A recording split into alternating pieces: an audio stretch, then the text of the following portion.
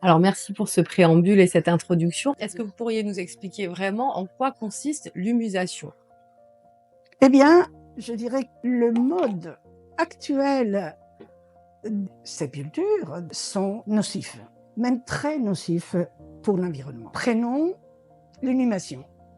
L'inhumation, pour des raisons variées, mais notamment d'hygiène, c'est ce qu'on avançait d'ailleurs, on a creusé de plus en plus loin, bas, pour mettre le cercueil avec les cadavres. On a creusé jusqu'à 2 mètres ou 2,50 m sous terre, on ferme, et puis ça reste comme ça.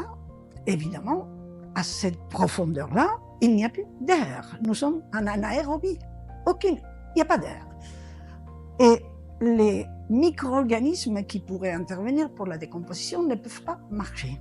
Évidemment, il y a les micro-organismes qui se trouvent dans les microbiotes du défunt, qui à un moment donné vont travailler et décomposer. Et non seulement ça prend beaucoup de temps, mais ça produit des éléments nocifs pour l'environnement.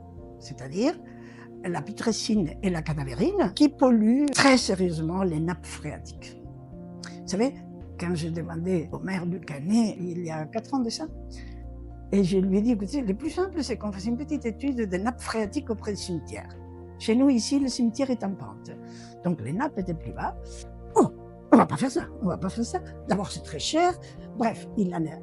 Mais la ville de Paris a fait ça quand même. A fait une étude qui prouve cette pollution importante de nos cadavres quand la décomposition, parce qu'évidemment, il y a un cercueil, c'est obligatoire aussi. Mais ces cercueils, selon les types de terre, les personnes, tout ça, il y en a qui sont intacts parfois au bout de longtemps, mais ils finissent à décomposer d'une manière ou d'une autre. Et puis, tout ce qu'il y a, ça va dans les nappes phréatiques. Je ne parle pas de tout ce qu'on met dans les défunts, pour des raisons que je comprends. S'il y a un accident, on va lui faire une toilette, ce qu'on appelle une thanatopraxie, c'est-à-dire c'est un maquillage de mort. C'était très américain, on connaissait à peine en France, mais maintenant c'est devenu presque habituel. Je ne dis pas que, par exemple, une maman ou un père qui ont vu un petit enfant tout écrabouillé, pour ne pas lui présenter comme ça, on fasse le minimum. Mais pour le reste, personnellement, je ne vois vraiment pas l'intérêt. Donc nous sommes plutôt pour éviter la thanaxopraxie. Ensuite, par rapport à l'autre possibilité, l'alternative, la seule existante en France, c'est la crémation. La crémation, ça a été un tabou pendant de très longues années. Ce tabou très entretenu par l'Église catholique.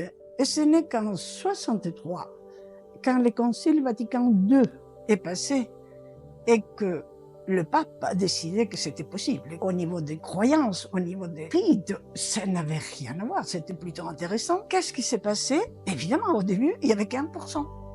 1% pour la crémation. Très vite, on est passé à 30, 40. Aujourd'hui, il y a pratiquement 50%. Et chez nos amis suisses, 95%. Ou peut-être 90% qui font la crémation. Donc, si vous voyez, tout ça pour dire que ça peut être un long chemin, compliqué. Un chemin où la prise de conscience petit à petit va se faire.